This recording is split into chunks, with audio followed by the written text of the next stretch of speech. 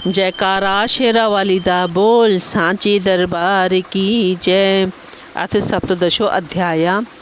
महिषासुर का देवी को मंदोदरी नामक राजकुमारी का आख्यान सुनाना। व्याजी बोले, हे महाराज, उसका यह वचन सुनकर भगवती ने उस दानव से पूछा, वह स्त्री मंदोदरी कौन थी और वह राजा कौन था जिसे उसने त्याग दिया था। बाद में उसने जिसे पति बनाया वह धूर्त राजा कौन था। वह स्त्री को पुनः जिस प्रकार दुख मिला हो वह कथानक विस्तार पूर्वक बताओ। महिषासुर बोला, पृथ्वी तल पर विख्यात सिंघल नामक एक देश है। उसमें बहुत ही घने घने वृक्ष हैं और वह धन धान्य से समृद्ध है।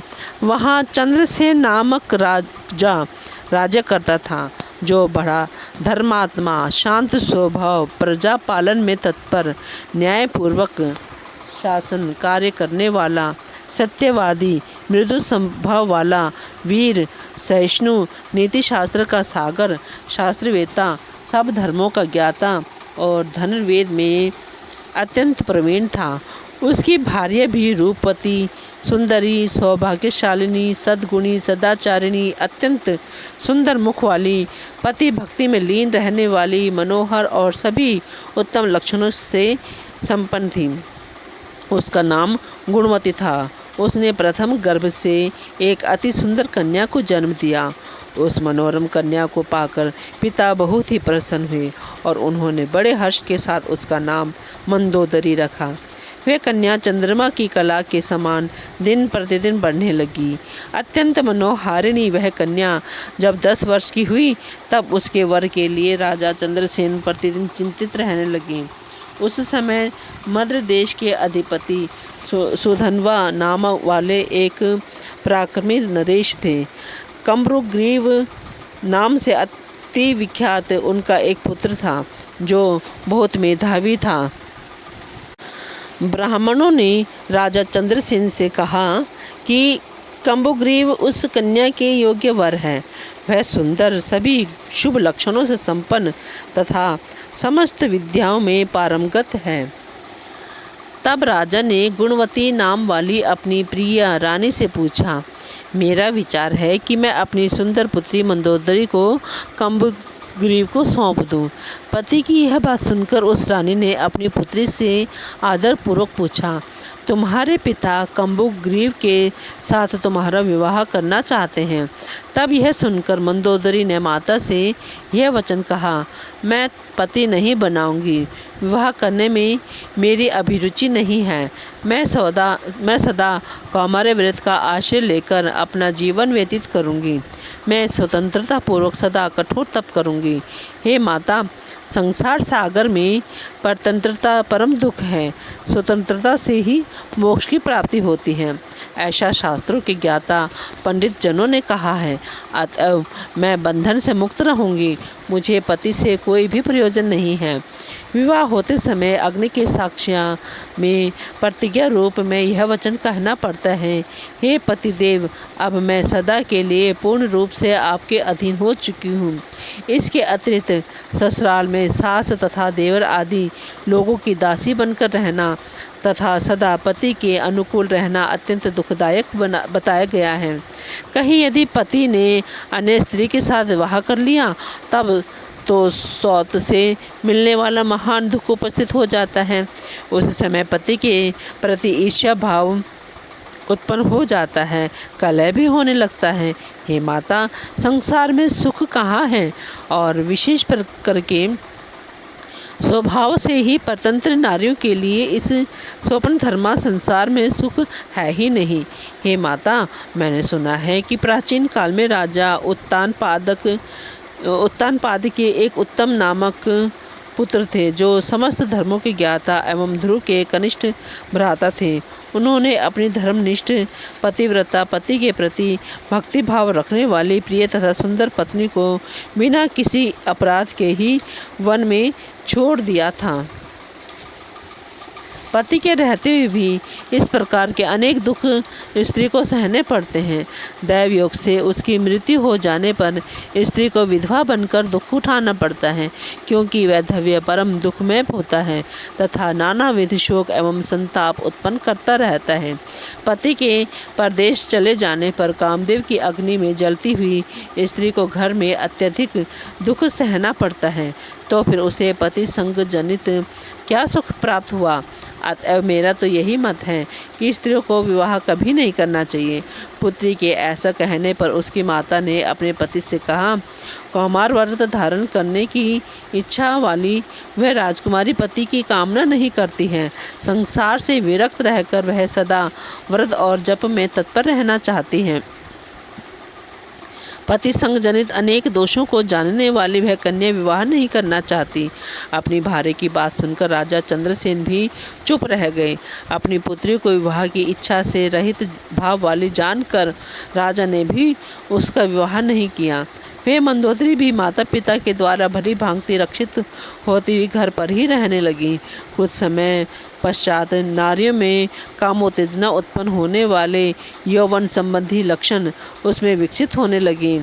उस समय उसकी सखियों ने वह के लिए उसे बार बार प्रेरित किया, फिर भी ज्ञान तत्व की बातें कहकर वह मंदोदरी पति बनाने के लिए तैयार ना हुई। एक दिन सुंदर मुख वाली वह कन्या अपनी दासियों के साथ बहुत से वृक्षों से सुशोभित उद्यान में आनंदपूर्वक विहार करने के लिए गई। उस किशोदरी ने वहाँ पुष्पित लताओं को देखा और अपनी सखियों के साथ पुष्प चुनती हुई वह वहीं पर क्रीड़ा विहार करने लगी। उसी समय उस मार्ग से संयोगवश कौशल नरेश वीरसेन आ गए। वे महान शूरवीर तथा बहुत विख्यात थे। वे रथ पर अकेले ही आरूढ़ थे तथा उनके साथ कुछ सेवक भी थे और सेना उनके पीछे धीरे धीरे चली आ रही थी। तभी उसकी सखियों ने दूर से ही राजा को देख लिया और उनमें से किसी युवती ने मंदोदरी से कहा, विशाल भुजाओं वाला रूपवान तथा दूसरे कामदेव के समान एक पुरुष रथ पर सवार होकर इस मार्ग से चला आ रहा है। मैं तो यह मानती हूँ कि यहाँ भाग्यवश कोई राजा ही आ गया है। वह युवती ऐसा कह रही थी कि इतने में कौशल नरेश वीरसेन वहाँ आ गए। उस शाम कटाक्षों वाली मंदोदरी को देखकर राजा विस्मय में पड़ गए। रथ से तुरंत उतरकर उन्होंने दासी से पूछा, विशाल नेत्रों वाली यह युवती कौन है और किसकी पुत्री है? मुझे शीघ्र बताओ। इस प्रकार पूछे जाने पर मधुर मुस्कान वाली दासी ने उनसे कहा, सुंदर नेत्रों वाले हे वीर, पहले आप मुझे बताएं। मैं आपसे पूछ रही हूँ कि आप कौन हैं, यहाँ किस लिए आए हैं और यहाँ आपका कौन सा कार्य है? यह सब अभी बताने की कृपा करें। दासी की यह पूछने पर राजा ने उससे कहा, पृथ्वी पर अत्यंत अद्भुत कौशल नामक एक देश है। हे प्रिय, वीरसेन नाम वाला मैं उसी देश का शासक हूँ। मेरी विशाल चतुर्ंगी सेना पीछे पीछे आ रही है। मार्ग भूल जाने के कारण यहाँ आए हुए मुझको तुम कौशल देश का राजा समझो। सैरंध्री बोली, हे राजन, यह महाराज चंद्रसेन की पुत्री हैं और इसका नाम मंदोदरी है। कमल सदृश नेत्रों वाली यह राजकुमारी विहार करने की इच्छा से इस उपवन में आई है। उसकी बात सुनकर राजा ने उस सैरंध्री से कहा, हे सैरंध्री, तुम चतुर हो, अतः राजकुमारी को समझा दो। हे सुनैने, मैं कुकुत्स वंश में उत्पन्न एक राजा हूँ, अतः हे कामिनी, तुम गंधर्व विवाह के द्वारा मुझे पति बना लो। हे सुश्रोणी, मेरी कोई भार्य नहीं है। मैं भी अद्भुत यौवनावस्था से संपन्न रूपवती और कुलीन युवती की आकांक्षा रखता हूँ। अथवा यदि गांधर्व विवाह पसंद ना हो तो तुम्हारे पिता विधि विधान से तुमको मुझे सौंप दें। मैं सर्वथा तुम्हारे अनुकूल पति होऊंगा, इसमें संदेह नहीं है। महेश बोला। तब वीरसेन का वचन सुनकर काम शास्त्र में प्रवीण सैरंध्री ने हंसकर उस मंदोदरी से मधुर वाणी में कहा, हे मंदोदरी, सूर्यवंश में उत्पन्न ये राजा यहाँ आए हैं। ये रूपवान, बलवान तथा आयु में तुम्हारे ही तुल्य हैं। हे सुंदरी, ये राजा सम्यक प्रकार से तुझ में प्रेमासक्त हो गए हैं। हे विशाल नैनों वाली, तुम्हारी विवाह योग्य अवस्था हो गई है और तुम वैराग्य भाव से युक्त रहती हो। ये जानकर तुम्हारे पिता भी सदा चिंतित रहते हैं।